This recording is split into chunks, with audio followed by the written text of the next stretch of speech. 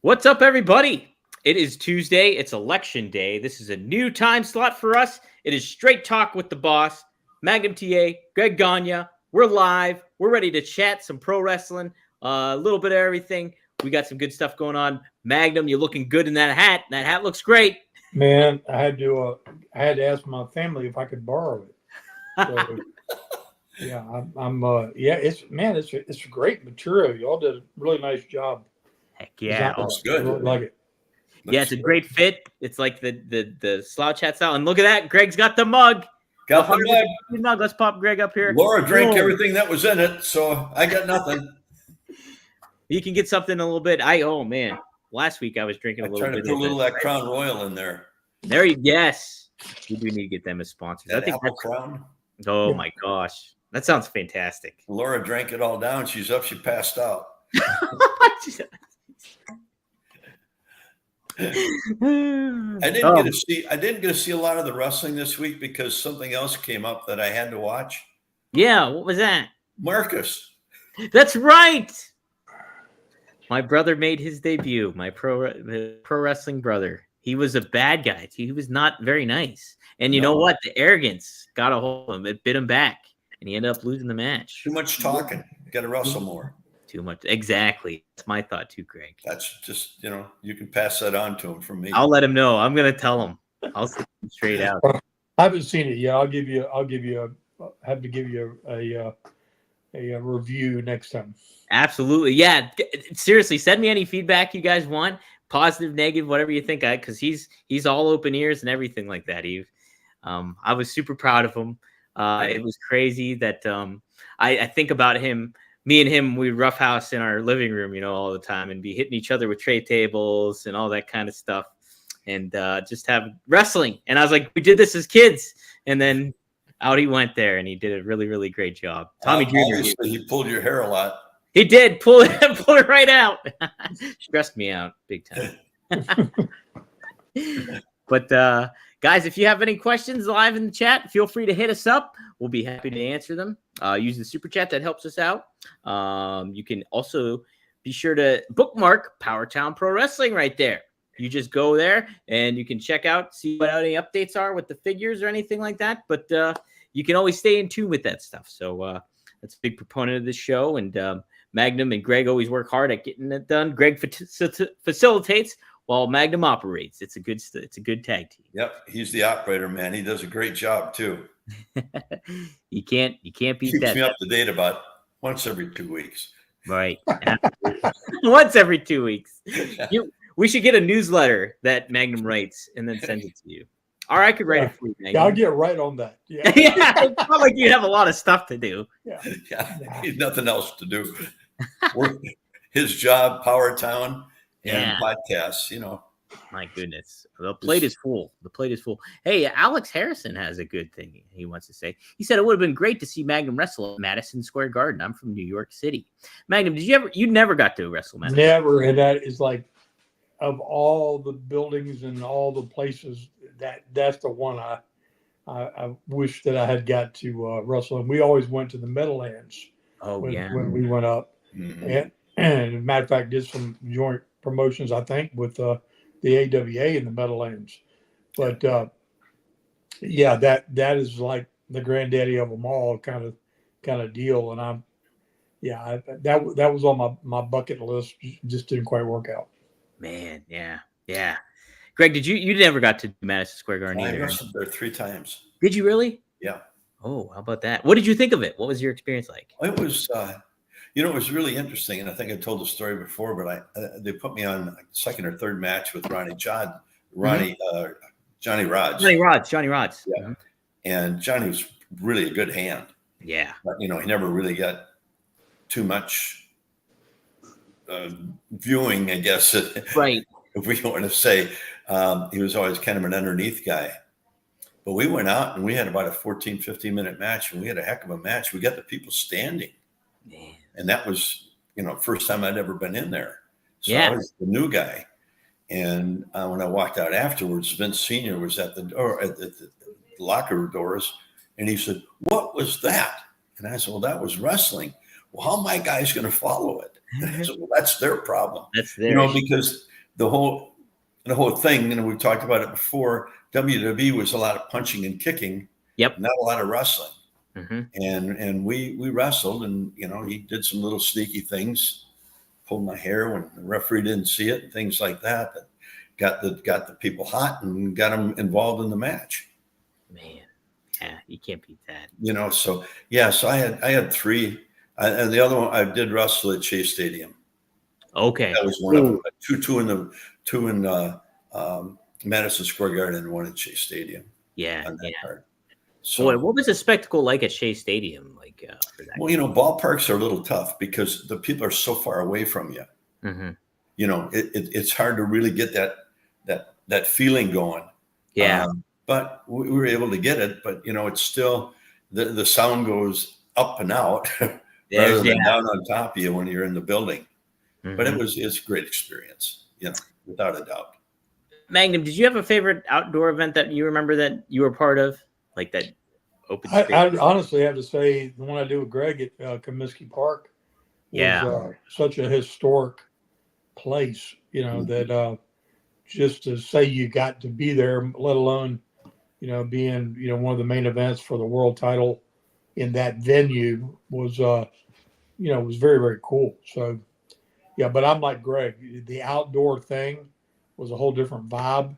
I'd much rather be in a building that hold 10,000 people hanging from the rafters and, the noise just bouncing off of everywhere and, getting that feedback because it's different. It's definitely different outside. It's different even like in the Superdome. Yeah. They'd pull the building down to basically, like a 25,000 seat setup. But with all that big empty building, blacked out and just there, you still don't have that same feeling of having a building in full capacity with everybody just losing their mind. The noise and feedback is totally different.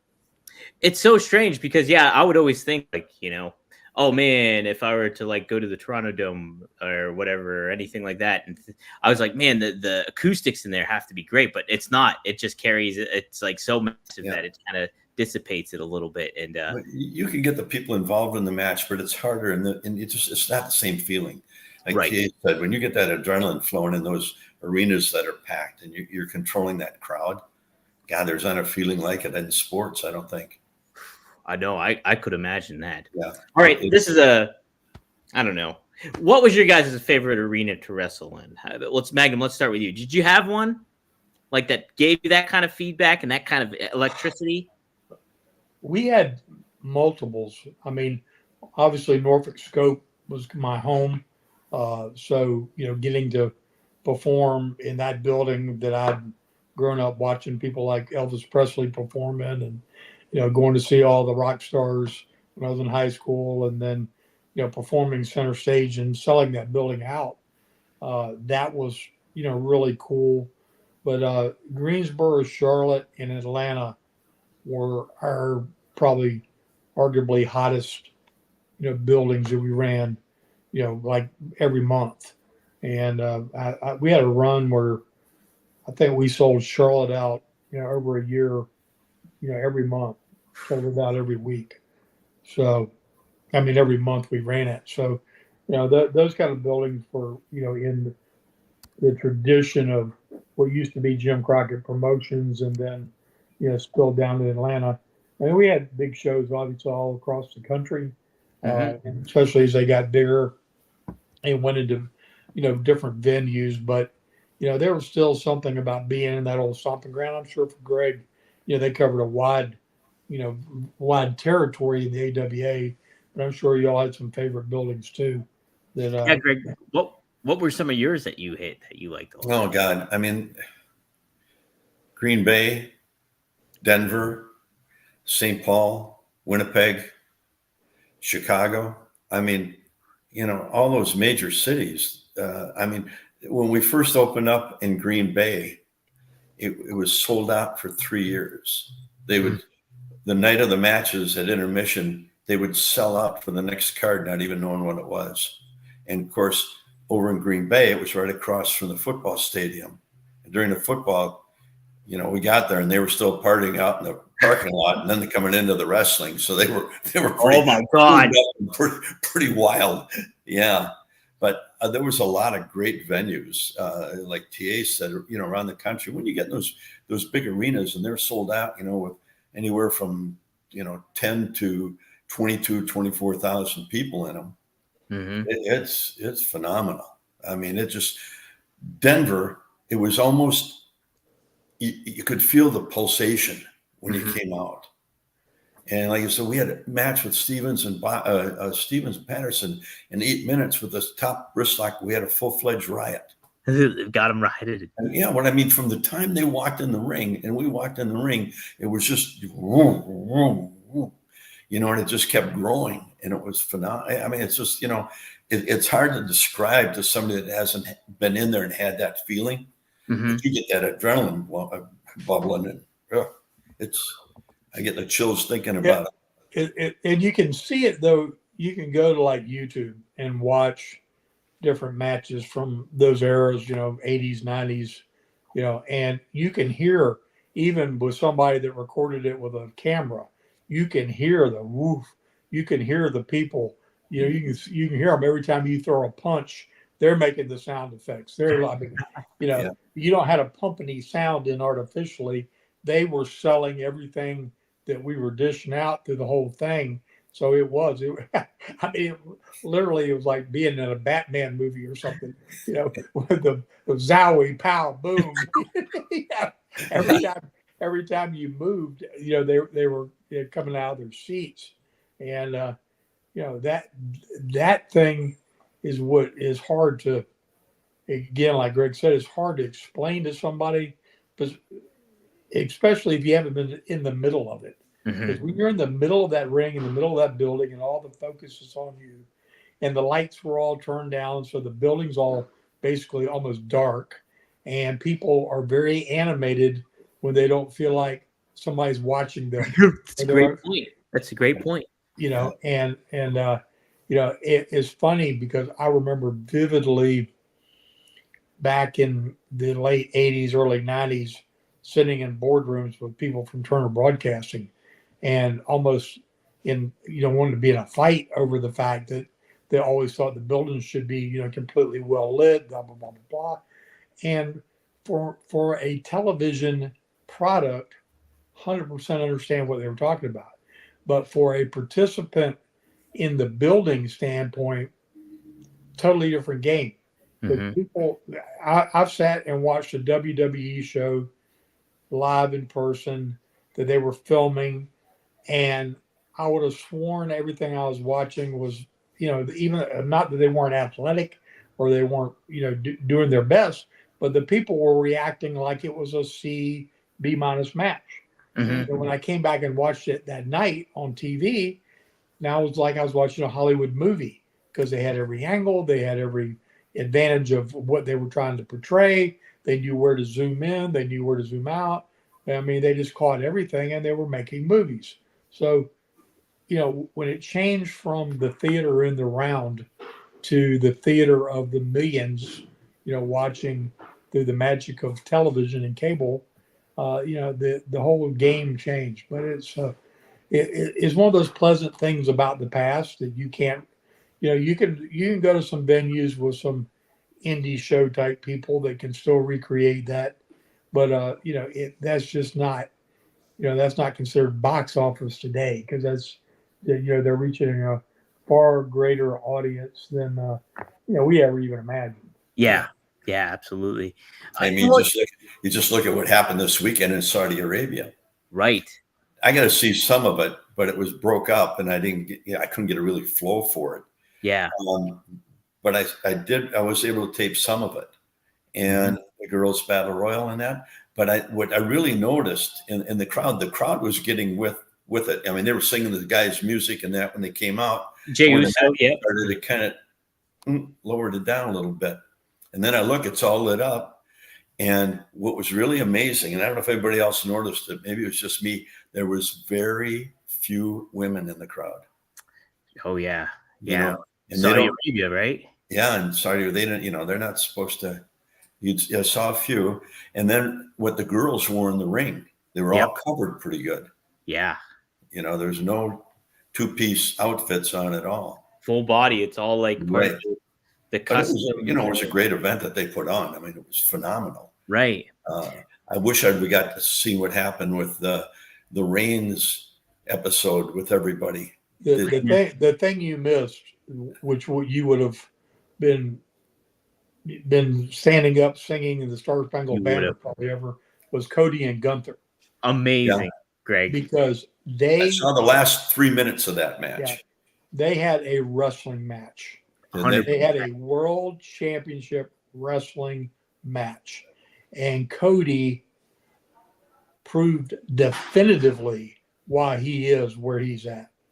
He put on a master class of being a babyface and wrestling and overcoming, yet again, somebody who comes off as more powerful. And, that was one of the most classic world championship matches I think I've ever seen them have.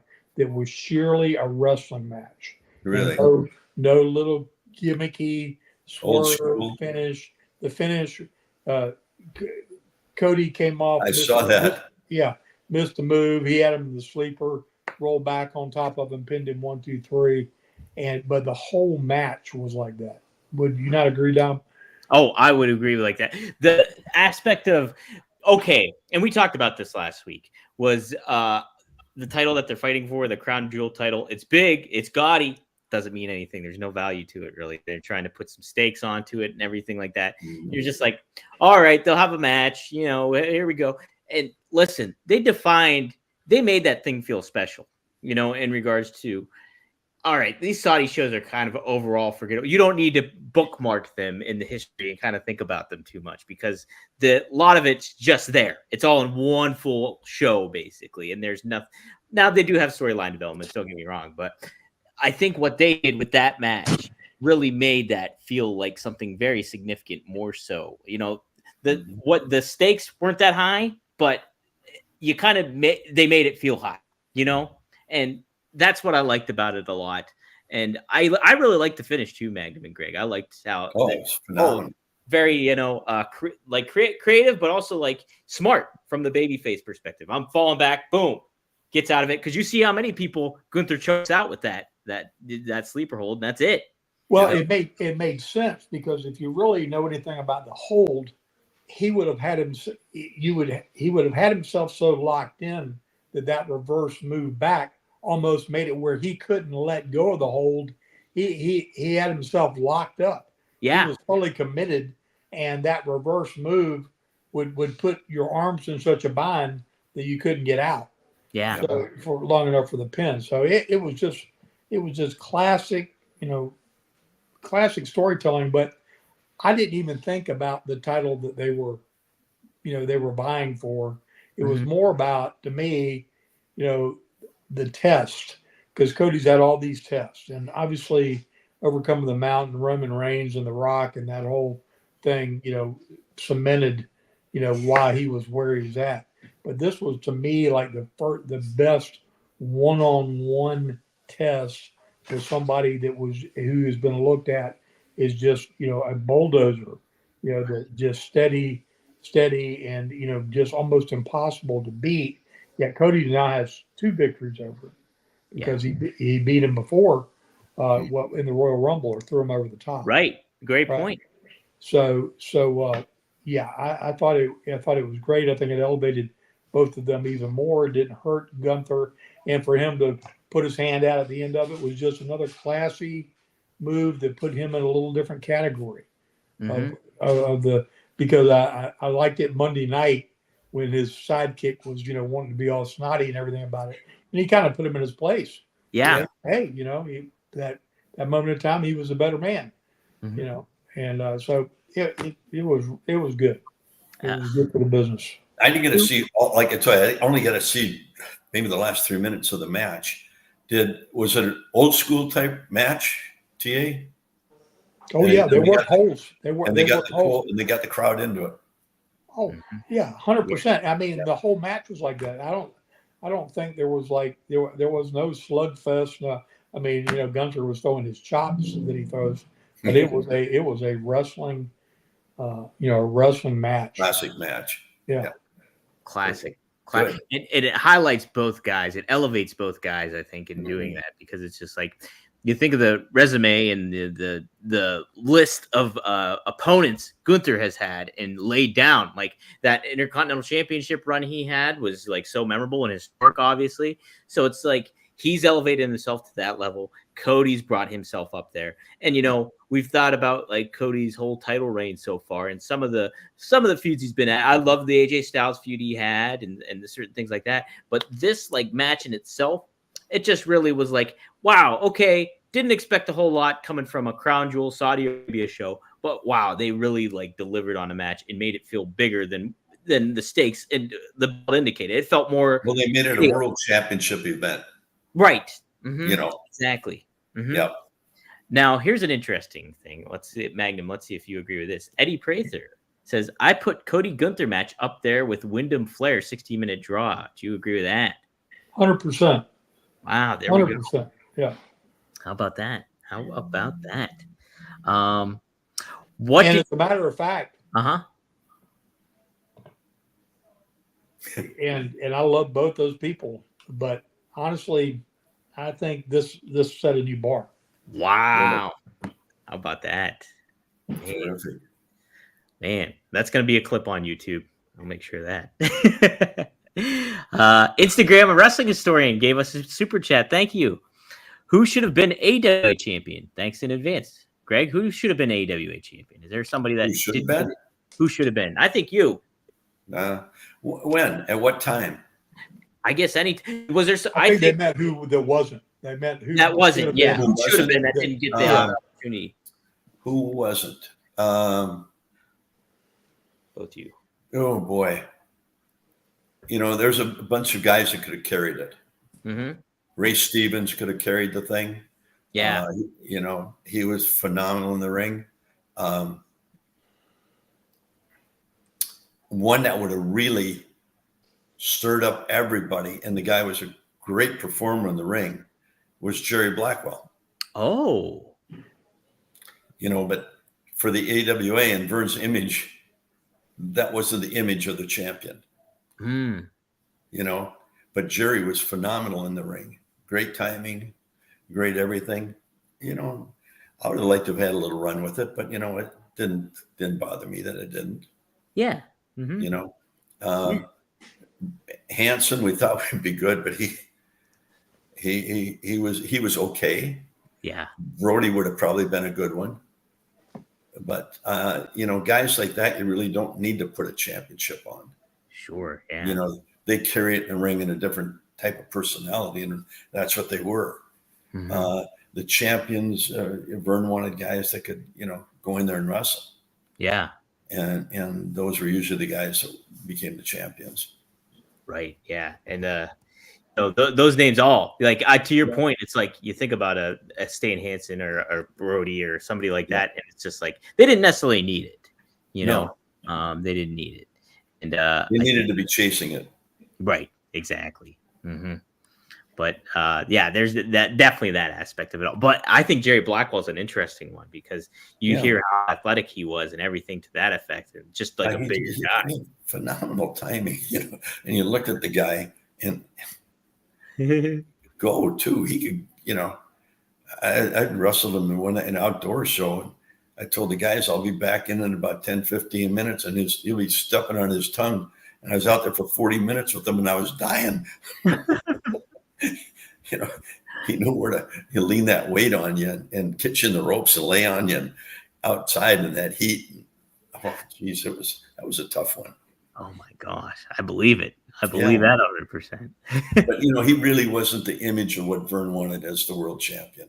Mm-hmm. Nick Bockwinkel was a great champion. That's what he wanted, and that's why I say Ray Stevens would have been in that category too. Absolutely. Jeez. How about you, TA? In your territory? No, in your territory. Yeah, who do you think was there somebody that you really should have thought, man, he could have been a good world Did champion? You have it? Did you ever get the NWA, TA? No, he didn't have it. I had this little thing with the telephone pole. Remember that story? And that I was about to. That's what I thought. And I wasn't Yeah. sure if you maybe just Yeah. got it and that happened. No. Ah. If I'd have just got it, the world would have been a different place. Right. So I was thinking about the AWA. I wish you all had not been waiting for that special event and put the title on Hogan and changed the whole course of history. Because that that's that 2020 hindsight. But I guarantee you, had your dad known that there was an opportunity of losing him, that he would have put him in a position to have the world built around him, so that he wasn't so quick to move. And you never know about that paradigm shift, what that would look like. Because we were gonna give it to him in April. Well, I know, but I'm saying, had you known what was going to take place, if we had known what was going on, it sooner, right? We'd have done it at Christmas. And it's just like all that, you're playing chess, game of chess with people that had no respect for boundaries and territories and loyalty and what I mean,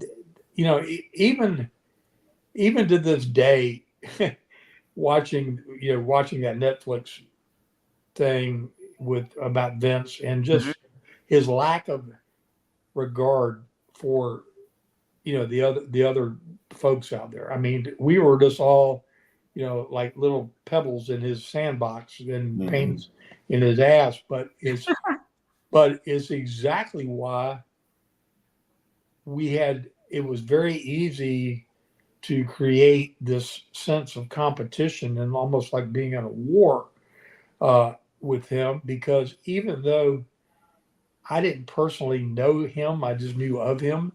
We all had this sense of the fact that things just weren't respected, the way the heritage and the lineage and being part of the oldest governing body in professional wrestling in the NWA. I mean, that's goes back, pretty good piece, before television, before any of this, before, Vernon started, the NWA was a thing. Yeah. And all the way back to George Hackenschmidt. And it just, that lack of respect for the history and that piece of it still makes the victory, to me, tainted. And so, for Greg's dad to have taken the approach he was taking the right approach, like old school guys would take, like Eddie Graham would have taken, or Bill Watts would have been, the way they'd have been thinking. But that's also exactly why there was people that had Vince been traveling the wrong circle, he might have come up missing. That's a good point. Because people like Harley Race and Eddie Graham and I mean some hardcore guys. It'd been like that bad, like a bad movie, like think about oh gosh, what's the one, Patrick Swayze, Roadhouse, where at the end of the movie they all kill the heel. They come in and they're like, see no evil, hear no evil. I don't know. He turned around, he had 15 bullet holes in him. I don't know what happened. No. Yeah. Well, none of them ever believed that he could really do that. Yeah. So it just that's the we love the end result. We love what it's become and all those things, and it's inevitable. There's always going to be somebody wants to be the emperor of the universe and do those things, and you couldn't have what you have today without an evolution. It was just, I guess it's like you go back and look at anything in history and great conquerors and people whose situational ethics leave something to be desired. But when you get to the end of the day and we won our freedom. Okay, well, we don't know at what cost of what integrity might have been lost somewhere there in translation. But I think the wrestling wars were really something that went on way before the Monday Night Wars with WCW and all that stuff. If someone could have really captured behind the scenes in the late 70s through the late 80s and what was really happening. There's some classic storytelling there that Yeah. we'll never know all the truth about. Yeah. What's funny too is like when you watch the Vince documentary, he was saying like when that was happening, he was like, I just went against what my dad said about it all, and I didn't care. I went after all of them and took them all out and everything like that. And then later on, when they're talking about WCW and how like Stealing they his fired talent. back at him, he was the victim. He was Yeah. like, hey, this is egregious to me and everything like that. Yeah, It's like, that was classic, wasn't it? yeah, right. I came right out of my chair. Just crazy. Yeah. Wow. Oh, we're getting some good suggestions here, though, for who could have been held the 10 pounds of gold. CB offers a couple of suggestions. First off, Ricky Morton would have been a fantastic NWA World Heavyweight Champion. What do you think of that, Magnum? Ricky is was and is one of the greatest babyface performers in the history of our business, without a doubt.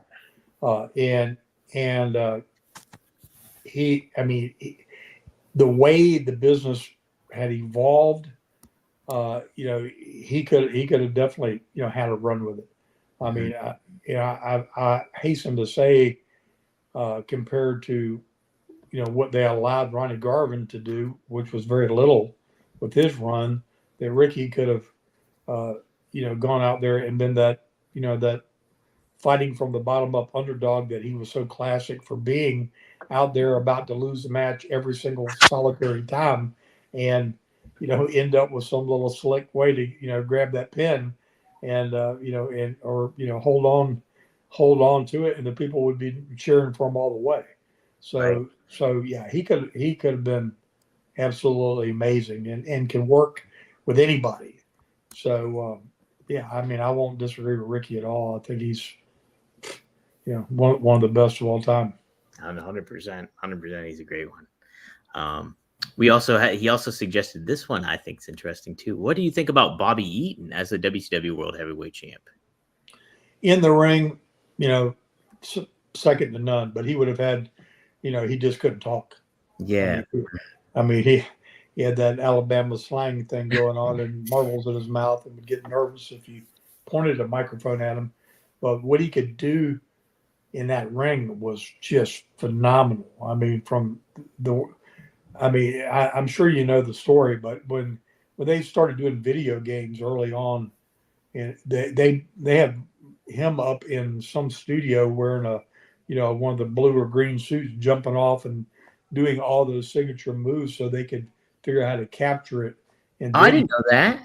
Yeah, and I mean, he hands down. I mean, he was a big guy. I mean, Bobby was 6'2", 235, 240, and big old raw bone hands on him, and and could go all the way around. So if they stuck a mouthpiece with him and it just let Cornette talk for him, who knows? Cornette would have probably got him killed because he had so much heat on him. But yeah, that's another absolutely stellar performer. Man, yeah. I hear he was one of the nicest guys in wrestling too. But really, out of those guys, in all seriousness, Arn Anderson is the one that was really completely overlooked. That's perfect. Yeah, Arn was a supreme ring technician, could talk arguably as good as anybody, and had the size, had all of it. So the fact that he never got to step up and get that singles run, and just got and there's nothing wrong being in a tag team and known for those things, but when you look at what people consider the greatest stars in anything, it's always the singles that stand out people's minds, whatever. And he just didn't ever really get his due. And it wasn't because he had any weak links whatsoever, because I didn't see any. And he just continued to get better and better. I mean, he was, when I was working in '86, and he was still, he was fairly new and was just continuing to improve and improve. And I got to work with him one time, singles match, he and I, when I had the U.S. title in Richmond, Virginia. And, he just had something special. I mean, I would have loved to work a straight up angle with him. Yeah. Yeah, for sure. Man, and you think about it too. Like, imagine the feuds that you could have done with him versus Sting, him versus you, him versus a babyface Flair. Like, all this kind of there was a lot of potential that you could have had with Arn holding that title and stuff like that. Yeah, and just what you didn't know what was going to come out of his mouth. He was so right. He was so good and so believable. That was the thing about Ole. Ole had a very direct, great interview to come across in front of a camera. When he said something, you could tell he believed it, came across. Arn was that, and then a thinker on top of it. He was like that on steroids as far as his interview. He was like the evolution of Ole. So it would have just been amazing to have seen what he could have done. Somebody just put the juice to him and said, let's see what you can do. Right. Yeah, Greg, you've mentioned before too, right? That you would have loved to have Arn up in AWA too, huh? Oh, yeah, would love to. Especially, the whole group. I mean, Flair started there, but once he got that title, he wasn't going anywhere. He was locked in. That's it. Locked in with the Crockett's, and he'd have done really well up there. Absolutely. I mean, that's what Vern wanted, was that wrestling style and rugged that he was. It would have fit in really, really well. 100%. Eduardo Vasquez has a good question for you guys. I have a question. When did you guys, you two, realize that your careers were Hall of Fame worthy? Was it a specific match, a rivalry? Was there a matter where you kind of thought like, I think I could fit in the Hall of Fame? Is there a certain moment, Magnum and Greg, for you guys? Magnum, you want to start? Well, I almost feel like that word is just so misused, because Hall of Fame and it's like almost an Emmy or Academy Award. Everybody that was on that tier was such a level of artist of what they did, that saying, one is so much stellar more. I mean, to me, everybody in that group is worthy of being in a Hall of Fame, or being recognized for that body of work. I mean, I certainly had things that I did that have withstood the test of time and still get talked about in different circles to this day, which is cool. To think that, especially with all the flip-flop flying, artistry of today, that, I thought if I jumped off the top rope, I was a flying Walinda. I didn't know you were supposed to be able to cut a 2.5 gainer and have a firecracker coming out of your ass to be able to really, set the world on fire. But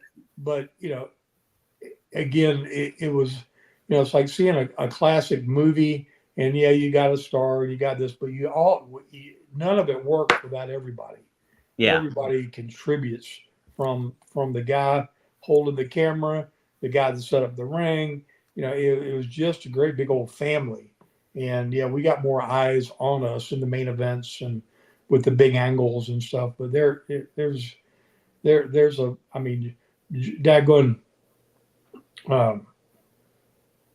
all of them.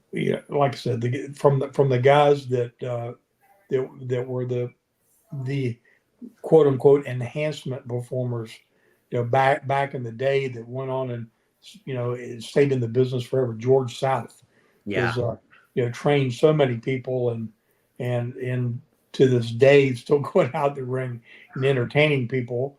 And I that's the kind of guy I want to see in the Hall of Fame. I want to see him walk across that WWE stage and tell his story. I would pop. Man, that's a great one too to think about too, because you talk about that. Yeah, Greg, how about you? Was there a moment where it's like, man, I have a pretty good resume going on? I never really thought about it. Yeah, it was an honor when it came up. It surprised me, but I never really thought about it. But like TA said, there's so many people that without them, we wouldn't have been as successful as we were. Yeah. When you talk about the enhancement guys, we had George Scrap Iron Kadaski. Mhm. He put up the ring, he refereed, he wrestled, and got beat on TV constantly. And Kenny J was another one, Sodbuster Kenny J. He Oh, was there every week, wanting to prove who he was. And they were just great individuals. And then we had someone came over from Milwaukee, Frankie DeFalco, and Jake the Milkman Milliman. well, what a name. But they were just enhancement guys. But shit, without them, we wouldn't have got where we were. Right. And they should be recognized. They should be guys like that should be put into the Hall of Fame. Absolutely, because you think about it's like you guys said, it's like an effort to get people over. Like it takes two to tango, literally, and it's just like it sure does. Mm-hmm. And they were there every week when we did TV. Man. And even there was a funny angle with the Crusher. Uh-huh. Crusher had the sunglasses with the glass busted out from the night before, and the keg of beer, and he was, I forget who the heck they were wrestling. Might have been Stevens and Patterson, and he had to find an opponent. Mm-hmm. And he was doing a TV interview, and George Scrap Iron was out there fixing the ring, and he actually had to get underneath, and Crusher reached down and grabbed him by the foot and dragged him out. And he says, "You're my partner." Because they told him he wanted to wrestle alone, the two of them, and they wouldn't let him. They had George as his partner, and they sold the joint out. And I tell you, it was a big moment for Scrap Iron. He did a heck of a job in there. Man, what a great story to tell too. That's awesome. Yeah, I mean, those are the guys. Without them, where would we be? Yeah. Well, those are people that really should be recognized in the Hall of Fame somewhere. Man, yeah, absolutely. Before we move on, Greg, I did want to ask you about this. I don't know if you ever worked with this person or not, but I interviewed Bret Hart earlier today, and it was specifically to cover Leo Burke. Did you ever work with Leo Burke or cross paths with him at all? I remember the name, but I don't remember ever being with him.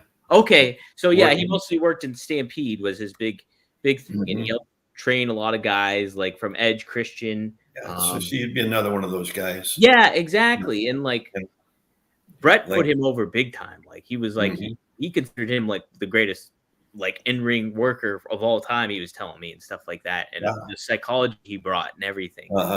So I was like really impressed, and I was like, I wonder if because he mentioned like because I saw Leo Burke work Rick Martel actually in AWA. It was for the AWA championship, and it was just an amazing match. And so I was like, I wonder if Greg ever crossed paths with him. But God, I don't remember I remember the name, but I don't remember. Yeah.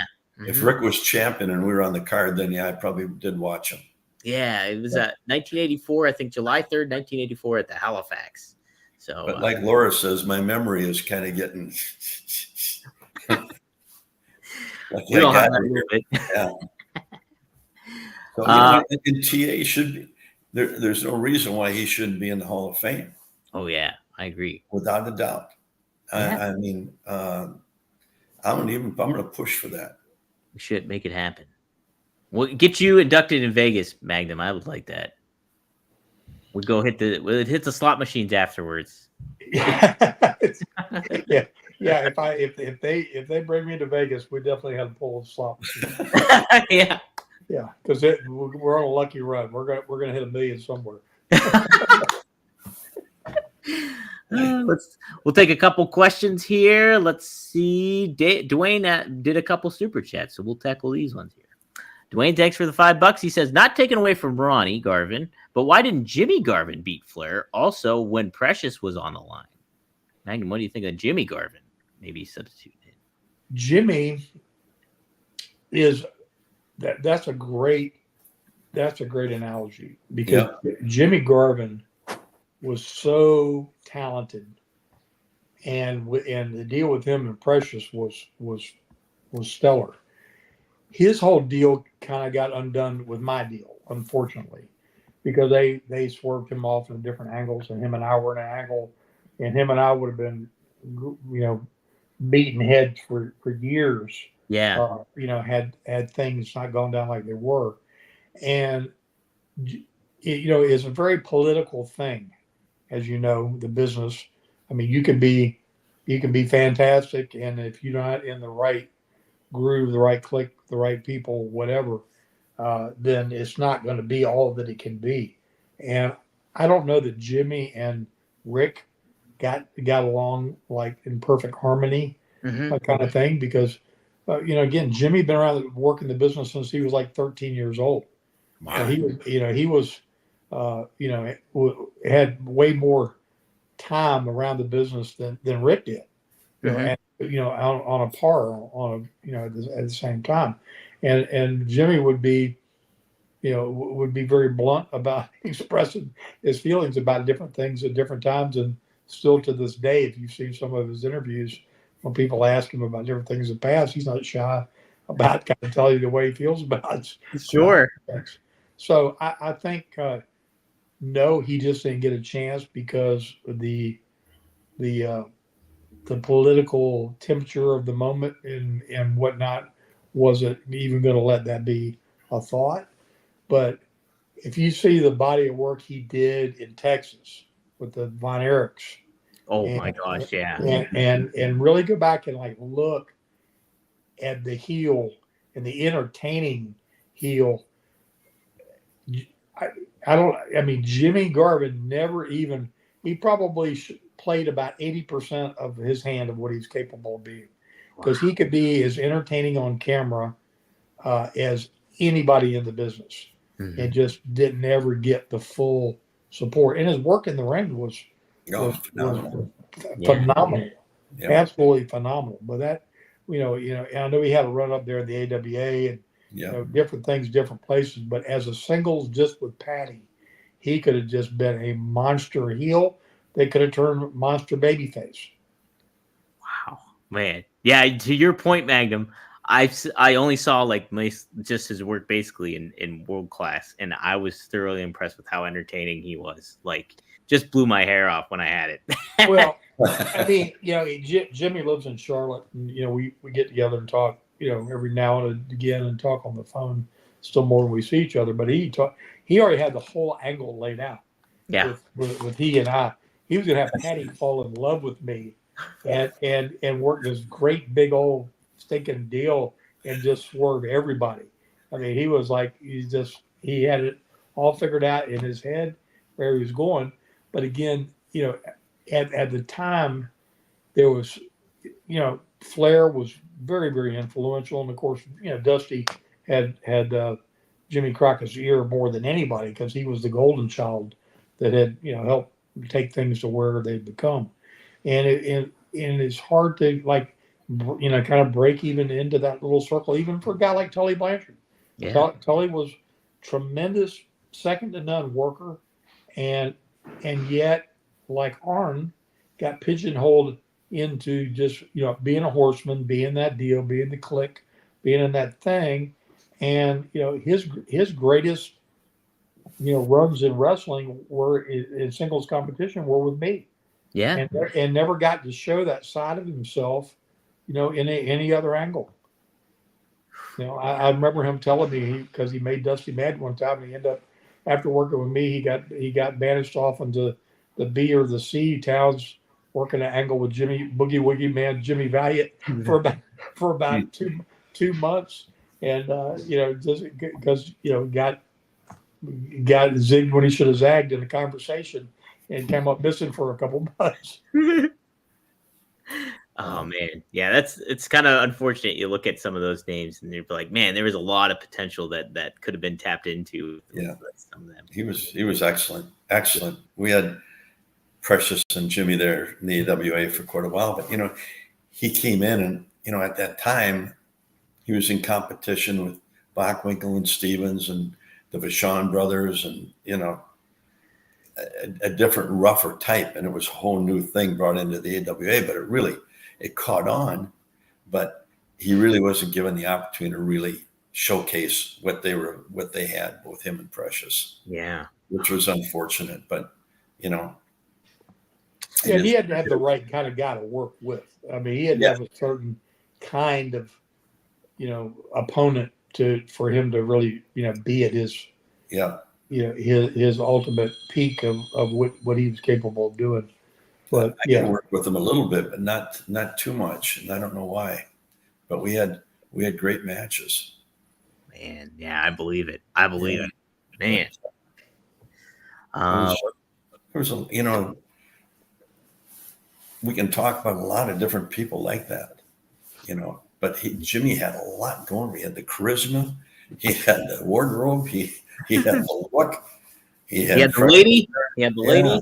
Yeah, it was great to have him on board with us. Yeah, man, awesome, underrated talent for sure. It's he stole my heart in the world class, his world class stuff. It was really so. I just got a question for both of you here because I didn't get to see any of it. Okay, what happened with the tribal chief and the whole thing in Saudi Arabia? Oh, you did? Yeah, you didn't see that, I guess. I didn't get to see it. Yeah, so I tried to tape it, but it wouldn't tape for me. And yeah, so what happened? Sami Zayn. So they had a 6-on-6 tag match, the 6-man tag match. And, so they had the two Usos and Reigns. And so, 2 Usos and Reigns. And then it was Jacob Fatu, Tama Tonga, and Solo Sikoa. And so Jacob Fatu was a big highlight of the match. And it ended up that Solo Sikoa got the win off of pinned Roman Reigns after 2 Samoan spikes. And really? Got the win. And they planned to unleash more hell on him, but Sami Zayn came out and kind of teased a little bit that he was joining the bad bloodline with Solo and them. He hugged him, but then he suplexed Solo Sikoa, and all chaos ensued. And so now Sami accidentally maybe booted Roman Reigns, and so there's a little controversy there.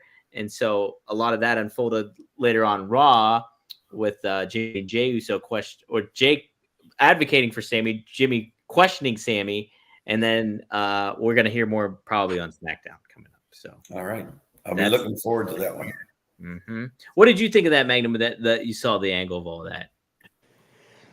I'm anxious to see where they're going with it. Yeah, because I know what Roman's capable of, and they've got to have. I mean, they've got a reason, obviously, for everything that they do, and I know they got to be careful what they do, because if you're not ready to change the direction, change titles, change different things around, you can't do something that's premature. Mm-hmm. So to me, it's kind of like they're idling him, kind of in a position to keep eyes on, but not how to play their hand before they're ready to play it. Yeah. It's going to be interesting. I always think Samuel will stay the good guy. But then my co-host of Rumor and Innuendo, the daily wrestling show I do, Robert Karpelis, he believes that Sammy's going to turn heel on the new Bloodline during the War Games match, because they planted the seed of Jay initially saying that he wasn't family. And then Jay said on Monday that he is family. And so maybe there's a little bug in the back of his head that's kind of getting at him. So I'm intrigued to see what happens either way, though. It's they got you guessing. They got me guessing. That's what they want. That's a good thing, huh? Yep. Take a couple more super chats here that got posted. I know. Let's see. Dwayne Atkinson asked this: was Sting's brief alliance with the Horsemen always planned, or did something happen to change the storyline, Magnum? Do you know about that? I was not in the know in the group when any of that was taking place, and so no, I got no idea. Nope. I think that was when they were kind of all over the place trying to grasp at things to do and make some kind of new exciting television. Because really, that made zero sense to me why he would ever have any alignment. Period. Right. Yeah, it was kind of weird to think, even just from somebody that wasn't tuning in. One of us barely maybe 2 years old at that point or something. So let's see. Darren Staley, he shouts out, he's happy election day, USA. I know he's running for North Carolina Senate down there. So best of luck to you, Darren, down there. Hope it all went well at the polls. I got a question for you. Okay. You brought something up about The Undertaker. Yeah. Oh, that's right. What's going on? Bring me up to date. Thanks, Greg. I should know, but I don't. Keep me on my toes. Hold on. Let me pull it up. I have the quote on another window here, so I'll pull it up there. But yeah, the Undertaker happened to be on his podcast and kind of addressed something about criticism he received back because of how critical he could be about the modern product. And I don't think he necessarily named names, but I think he was on the Joe Rogan podcast and happened to say some things about wrestling kind of pretty much being soft today in certain ways. But this is the quote that he had. He says, "That's the big thing, especially with wrestling people and wrestling fans. Everything feels like if I criticize you about something publicly, it's a personal attack. That's how people see it. But really, it's not a personal attack. I'm giving my opinion on how I would have done it or what have worked for me. That doesn't make it the right way. It was just right for me." And then he further made clear that his remarks were meant to help pro wrestlers. And this is what he said in this regard. "In wrestling, and maybe in general, if you criticize something or say something, people take it personally. Maybe soft wasn't the right choice of words. I was just starting to talk and come out of my shell then. I didn't realize how far Joe Rogan's podcast would reach or who would be watching. What killed me, though, was the passive-aggressive tweets from other wrestlers. I was like, oh, you got to be kidding me. You need to get off Twitter and focus on why they're not drawing anything." But there I go again. I can't help myself. I love you guys. But when I offer critiques, people think I'm attacking them personally. It's just my opinion. I'm not trying to help. I'm not trying to do somebody. So, I don't know. What do you guys feel about that? I feel that a lot of people do take things to heart a lot more nowadays. And on top of it, too, social media is another whole medium, but it's also, the Undertaker's been around. He's entitled to his opinion and I think he's earned that right to criticize people. But let's get your thoughts. Magnum, what do you think about those quotes? It's opinions. We're talking about art form again, and interpretation. And, it's just like us sitting and watch something and, I think it's great. You think it's so. Greg thinks it sucked. I mean, it's not that anybody's wrong. Yeah. It's how you interpret and appreciate how it makes you feel when you watch it. Did it look soft to you? I mean, I watch a lot of stuff that makes me cringe, but other people find it entertaining, and it's no knock to the the person. When I was a kid or a teenager, watching guys with physiques like superstar Billy Graham, and picturing them in my mind one way, and then working with them, a lifetime later, and they're like the most soft, gentlest, easy touch guys I've ever been in the ring with.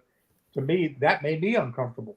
Yeah, I felt like I'm going to break somebody, or I can't be, my stylization. So everybody's got a different way, a different thing, and if their art form, comes across well, plays well with the people, then we don't want to all be the exact same, and so it takes all different kinds to mix this this world of wrestling entertainment.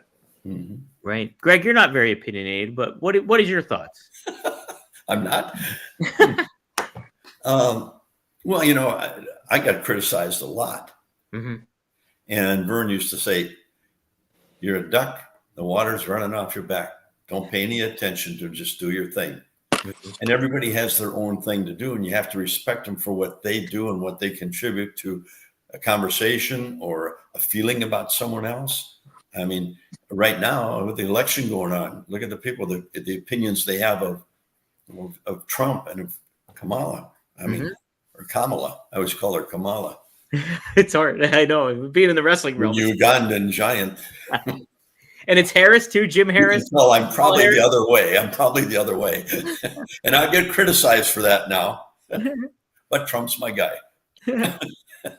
So, but yeah. But I mean, that's it. I mean, in society, there was guys that got into professional wrestling that were not in the atmosphere, or surrounded by sports. Right.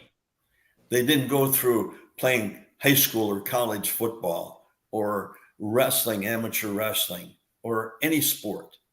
But they're great. They're better. They're good athletes, and they can perform in the ring.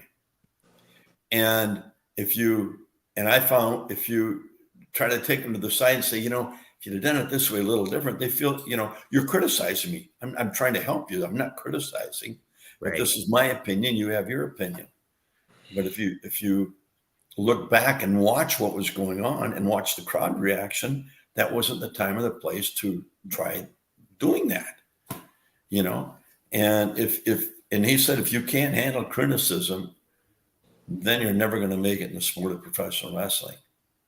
Yeah. And, me following in my father's footsteps and being not the biggest guy in the world, I was criticized quite a bit. So I had to let it, I just didn't pay any attention to it, did my own thing.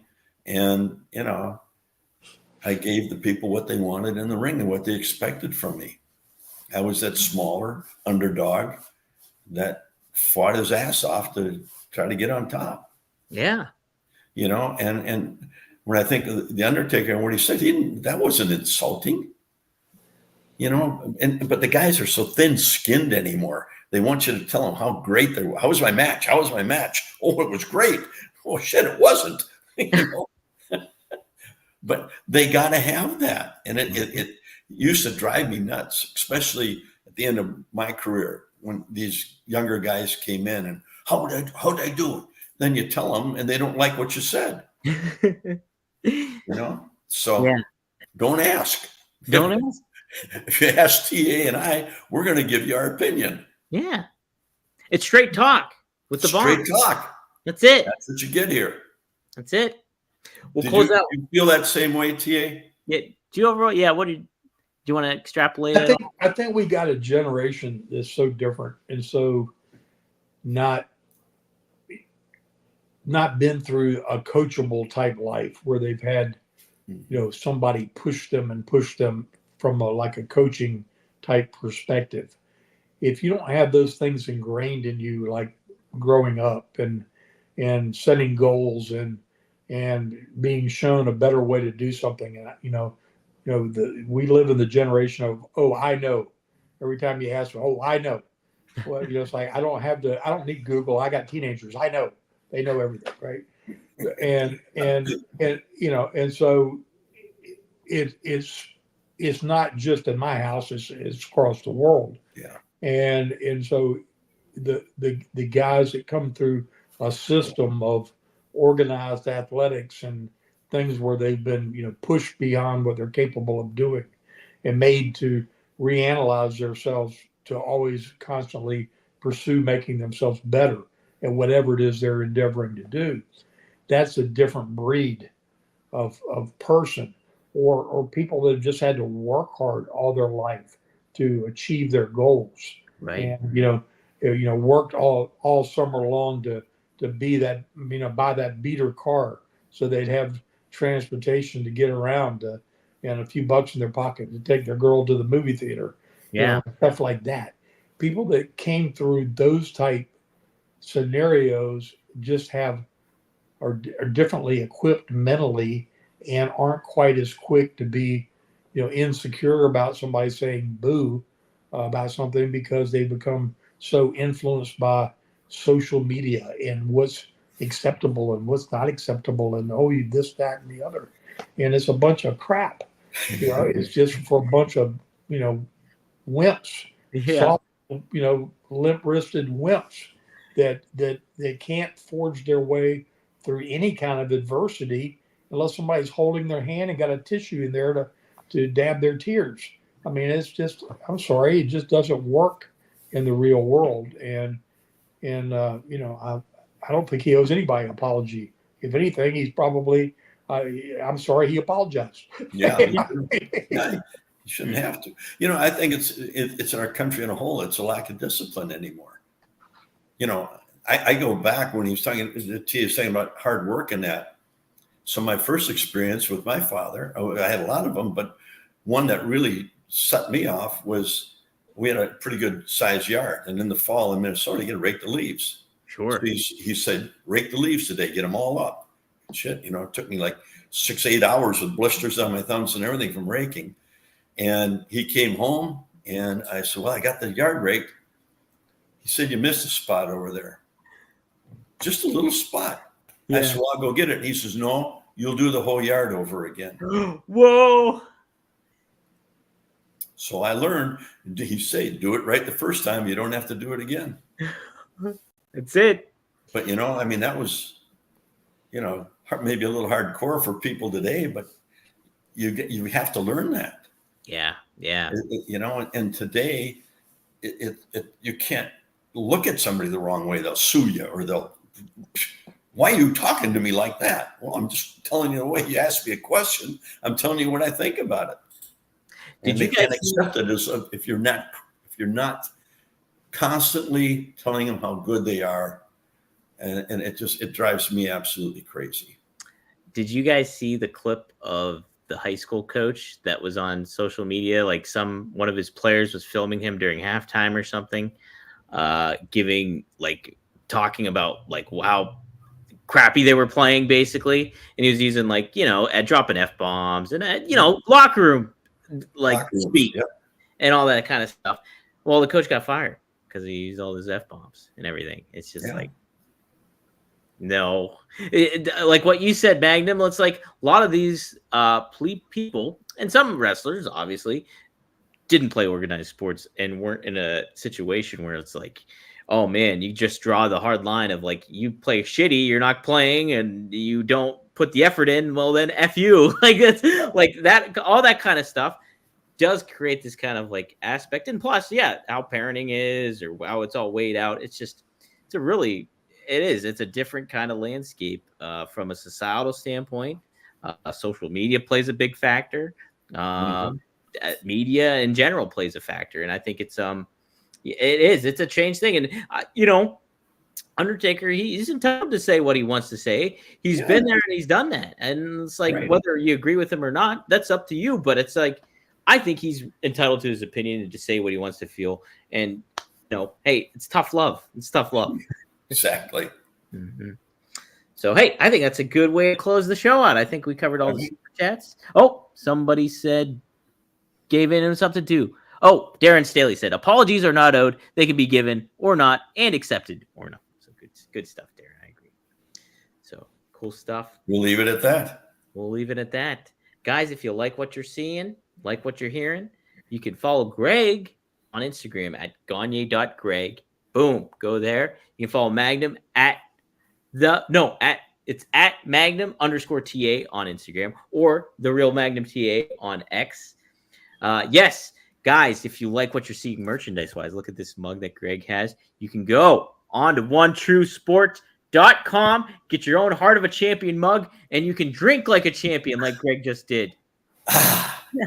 Or you can... TA, let's see that hat up a little closer. Take a look at that hat. Let's get Magnum up here on. Let me hit the right button. Boom. Look at that. Man, that's old. Laura's wearing hers all the time. I've lost her now. She's a TA fan. She's a Magnum TA fan now. Yep. You probably get some letters. Won't let Courtney get a hold of them. I know, right? You got Aunt Patty, so from Darren's side of the family. Always, we got a lot of ladies always in the chat here vying for Magnum's affection. So he is the boss, guys. So it does. He is the boss. You go to onetruesport.com. You can get a hoodie, you can get a hat, you can get a mug, you can get some t-shirts. Plenty of good stuff that you can do. Help support the show. Help support these guys, and we get the word out about the show and everything like that. Thanks for making it today. I know, guys. I completely forgot we were. Hey, that's good. At least you went out and voted. That's what counts. I went out and voted, so there we go. Mine was the right way. Yeah, as long as it's the way I wanted it. All right, guys. Well, good show today. We'll see you guys next time here on Straight Talk with the Boss. Magnum TA, Greg Garvin.